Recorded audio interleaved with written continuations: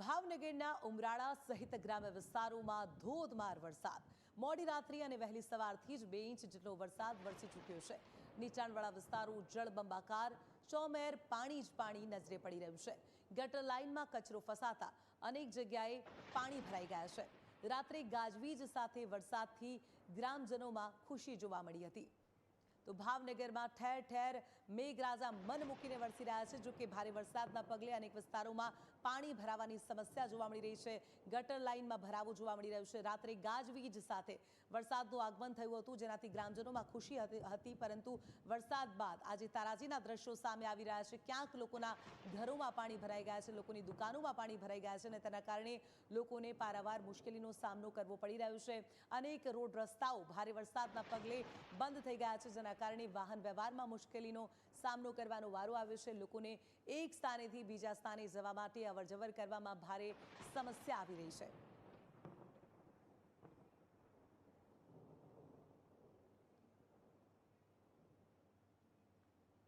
અને આ જ મામલે આપણી સાથે સંવાદદાતા સિદ્ધાર્થ જોડાઈ ગયા છે.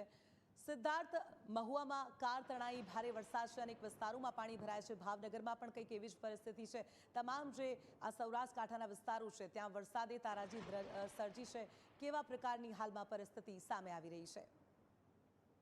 ચોક્કસ આપને જાણકારી આપી દઈશ કે જે 6 તારીખ સુધીની જે ભાવનગર જિલ્લા ઉપર જે વરસાદની આગાહી હતી તેને લઈને જે મહુવા તાલુકા છે તે મહુવા તાલુકામાં ગઈકાલ ધોધમાર અનરાધાર વરસાદ પડી રહ્યો છે. જો મહુવા શહેરની જો વાત કરવામાં આવે તો મહુવા શહેરના જે જનતા ચોક વિસ્તાર છે, કુંભારવાડા છે, ગાંધીબાગ છે, ત્યાં ગોઠણસમાં પાણી ભરાઈ ચૂક્યા હતા અને અમુક વિસ્તારો જે છે, જે પ્લોટ વિસ્તાર કહેવામાં આવે છે મહુવા શહેરના, તેમાં ઘરોમાં પણ પાણી ઘૂસ્યા હતા. જો વાત કરવામાં આવે તો તળાજા, ઉમરાળા, વલભીપુર, શિહોરમાં પણ વરસાદની સ્થિતિ છે તે પણ હતી. પરંતુ જે મહુવા તાલુકા જે છે, મહુવા તાલુકામાં અનરાધાર વરસાદ ગઈકાલે જે 6 ઇંચ અને આજ સવારે જે 10 વાગ્યા સુધીમાં 2 થી 2.5 ઇંચ જેટલો વરસાદ ખાબકી ચૂક્યો છે અને હાલ પણ મહુવામાં વરસાદ ચાલુ છે તેવી ન્યૂઝ કેપિટલ ટીમે જે જાણકારી મેળવી હતી તે છે. જી બિલકુલ.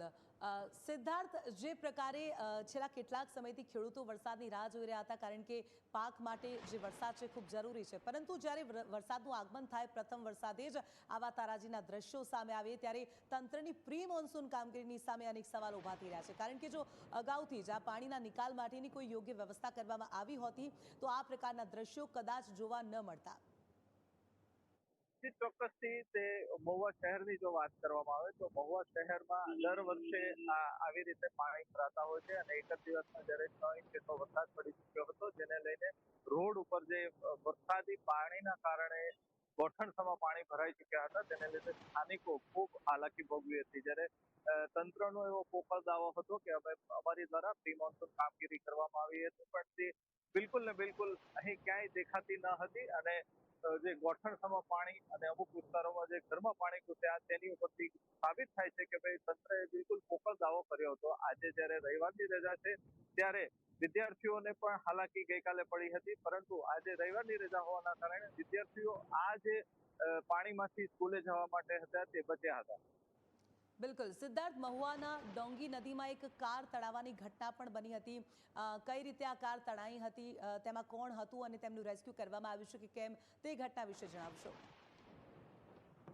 મહુવા તાલુકાનું ઓથા ગામ છે, ત્યાં જે નદી નાળામાંથી પસાર થતી હતી ટેક્સી માંથી અર્ટિગા એક કાર હતી, તેમાં મુસાફરો સવાર હતા અને અચાનક જ તે પ્રવાહ આવતા આ કાર તણાઈ હતી. પરંતુ જે આગળ જતા કાર તણાતા આગળ જતા જે નાળું આવ્યું હતું એ નાળામાં એ કાર અટકી ગઈ હતી અને સ્થાનિકો અને તંત્રની મશીનો દ્વારા આ કારમાંથી જે તમામ હતા તેને રેસ્ક્યુ કરવામાં આવ્યા હતા.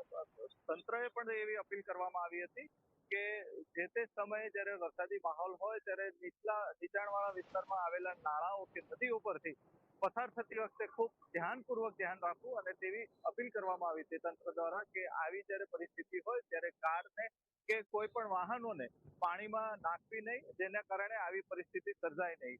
આ જે ડોંગી નદી છે તે મહુવા તાલુકાના ઓથા ગામમાંથી પસાર થતી હોય છે અને જેમાં તે ધસમસતા પાણીમાં આ કારનો પ્રવાહ થયો હતો. જે અર્ટિગા કાર હતી તેમાં મુસાફરો હતા, પરંતુ સ્થાનિકોની મદદથી આ મુસાફરોનું રેસ્ક્યુ આબાદ બચાવ કરવામાં આવ્યો છે.